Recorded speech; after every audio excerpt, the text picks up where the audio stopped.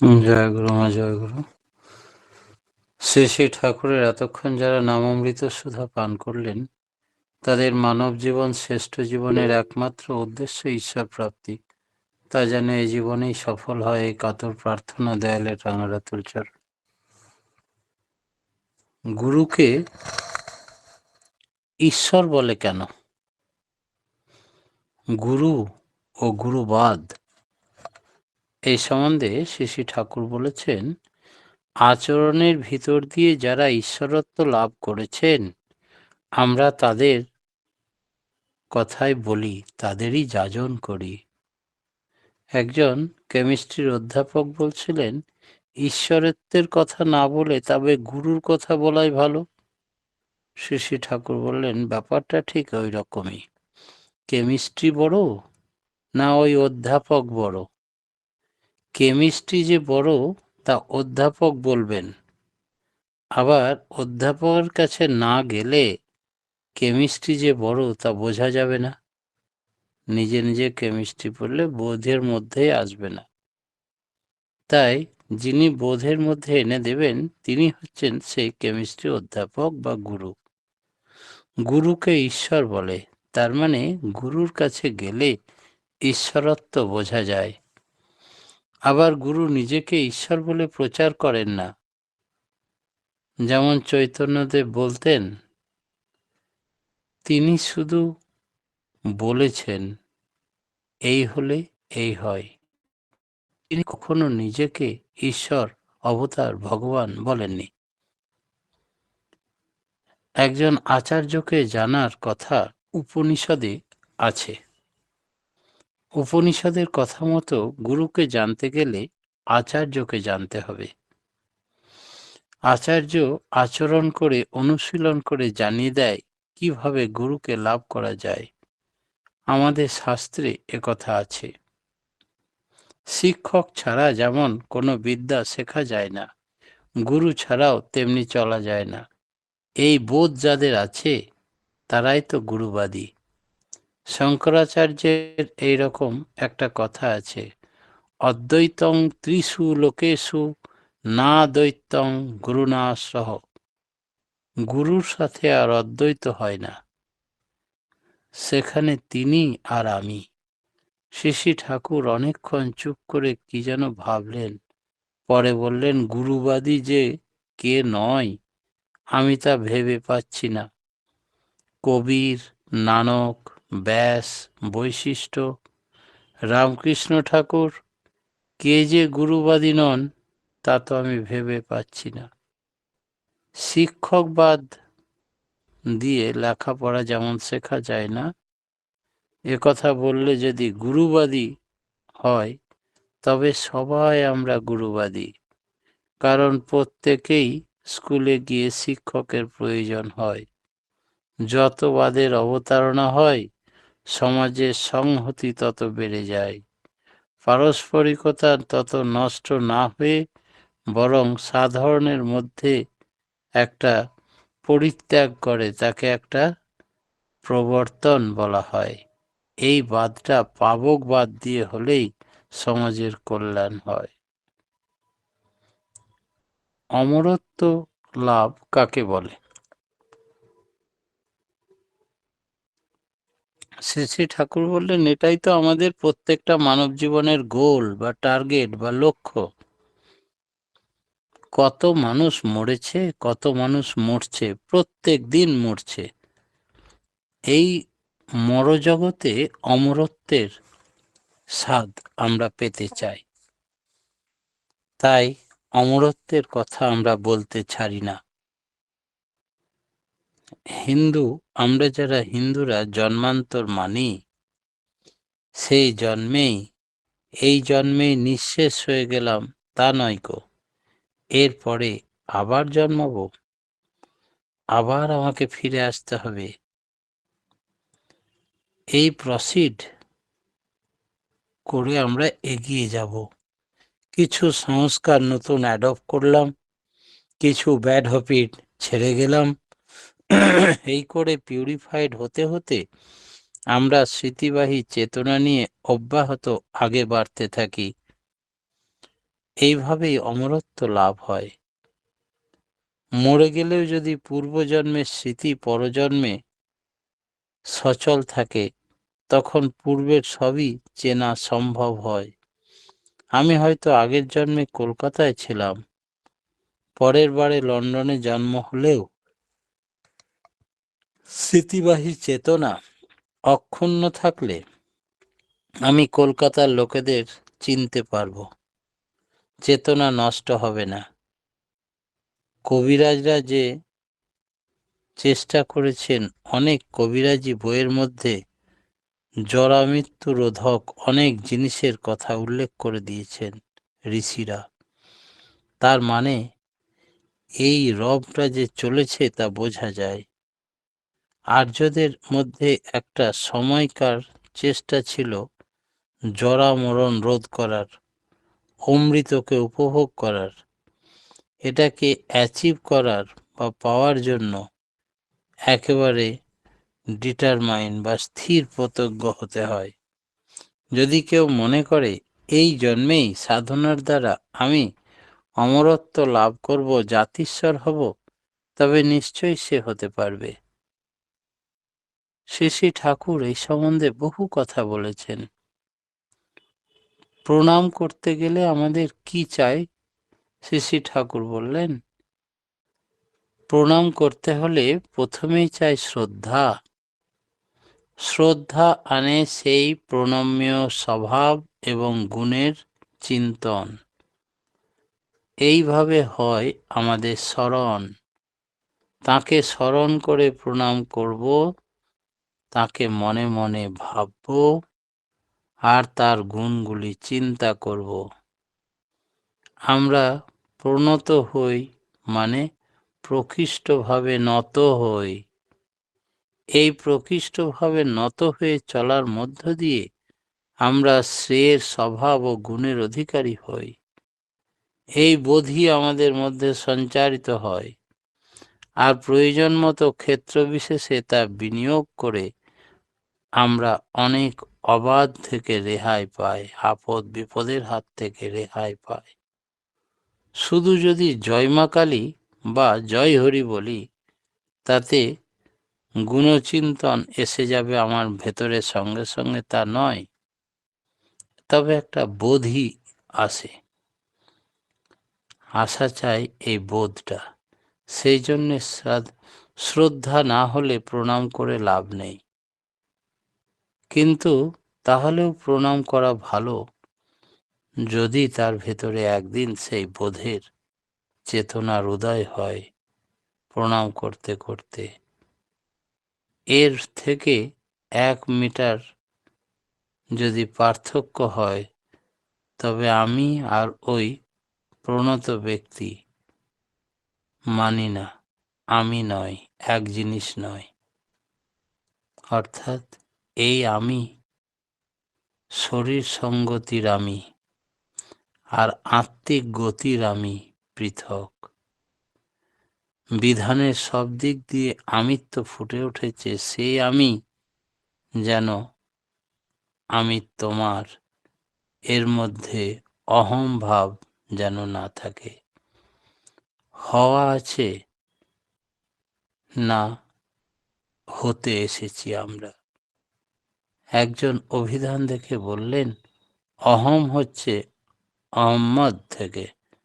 আহম্মদ এর অস ধাতু মানে হওয়া, এরপর কর্তরি মদ, তাহলে অসমদ মানে হলো সে হয়, যে হয়।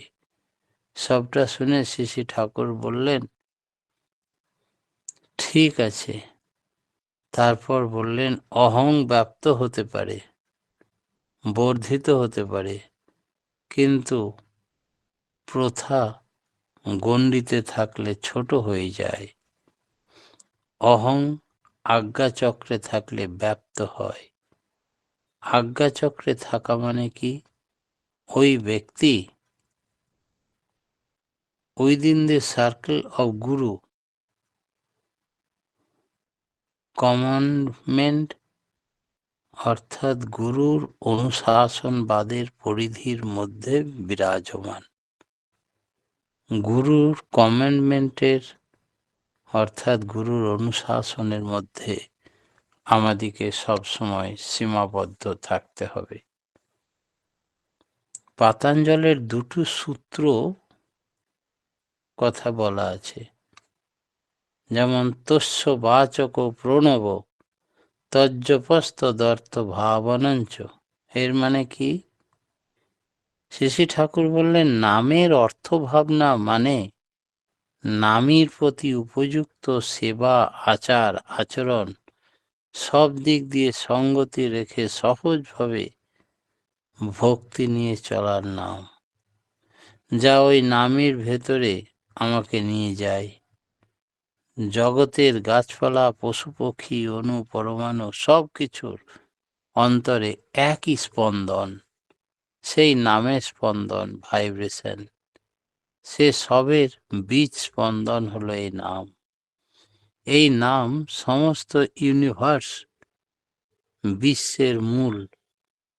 আর নামই হলেন ওই নামের বাচক, মূর্খ, বাচক এবং মূর্ত প্রতীক।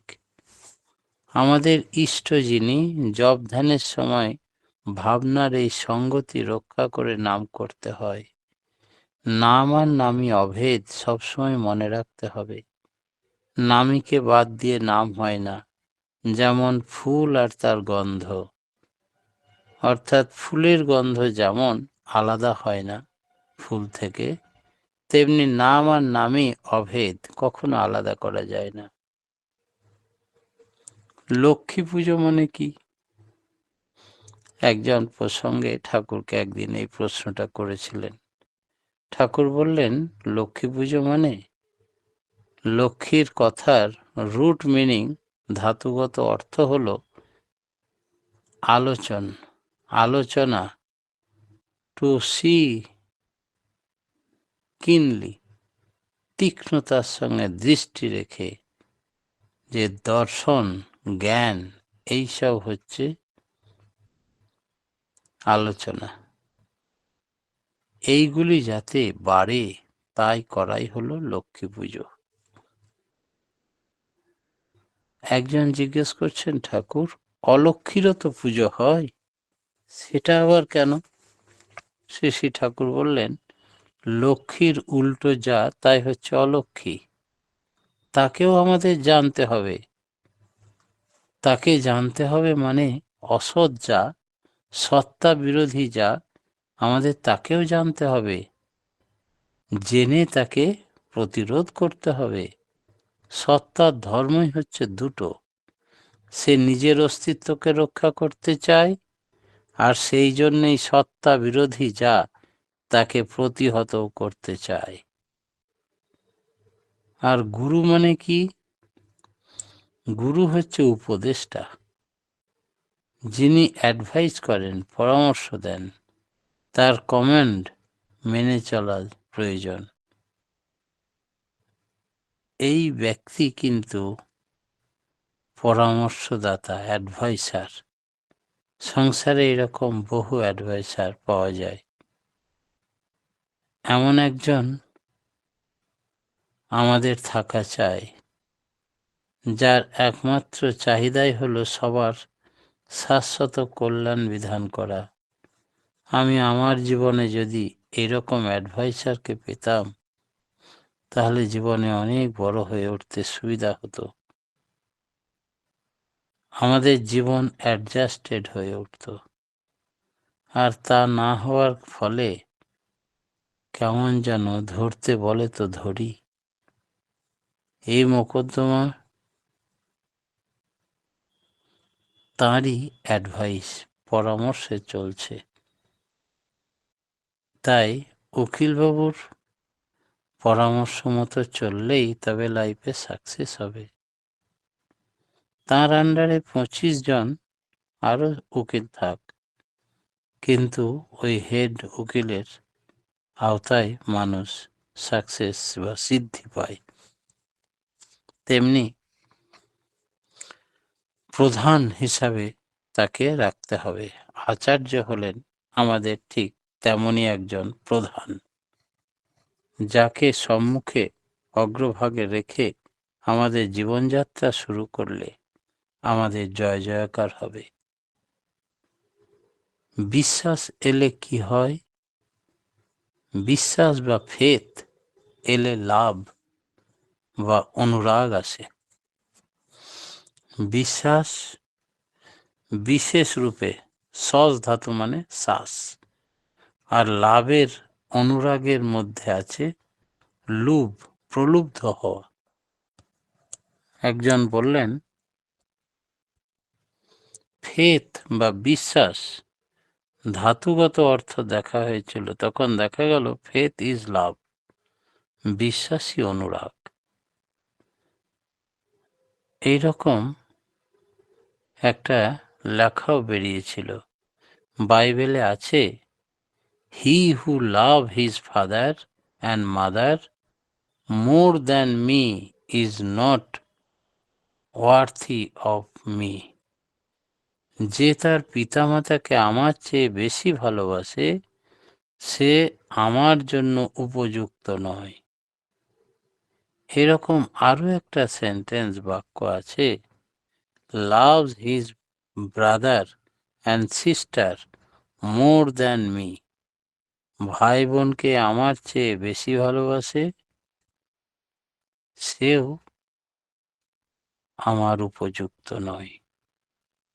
অর্থাৎ ক্রাইস্ট, যীশুখ্রিস্ট বলতে চাইছেন, he who loves anything more than me, যে আমার থেকে কোনো কিছুকে পৃথিবীর বেশি ভালোবাসে, সেই আমার প্রিয় নয়।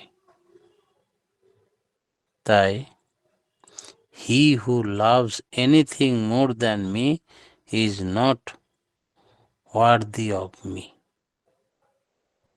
তাই যে আমার চাইতে কোনো কিছুকে বেশি ভালোবাসে সে আমার উপযুক্ত নয়। আমাদের প্রিয় পরমই একমাত্র ঠাকুরের একটা বাণীতে আছে, ইষ্টের চেয়ে থাকলে আপন, ছিন্ন ভিন্ন তার জীবন।